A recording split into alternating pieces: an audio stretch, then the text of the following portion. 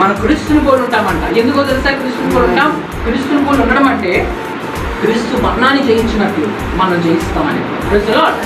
మరణం ఆయన ఆపలేకపోయింది, సమాధానాన్ని ఆపలేకపోయింది, దురాత్మలను ఆపలేకపోయాయి, చీకటాత్మలను ఆపలేకపోయాయి, సాతానాన్ని ఆపలేకపోయింది, రోమన్ సోల్జర్స్ అని ఆపలేకపోయారు, పిలాతని ఆపలేకపోయాడు, ఎవరైనా ఆపలేకపోయారు. దేని నుంచి తెలుసా?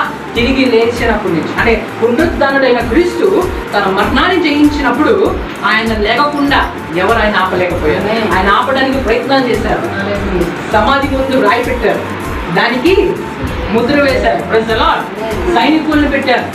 ఆయన ఎక్కడ బయటకు వచ్చేస్తారేమో ఆయన ఆపుదాం అనుకున్నారు, కానీ యావత్ ప్రపంచంలో ఆయన ఎవరు ఆపలేకపోయారు. ఆయన వచ్చినప్పుడు భూకంపం కలిగింది, రాయి పుర్లింపబడింది, ఆ సీల్ తెగిపోయింది, సైనికులు చచ్చిన వారి వలె ఆ సమాధిలో పడిపోతారు. Praise the lord.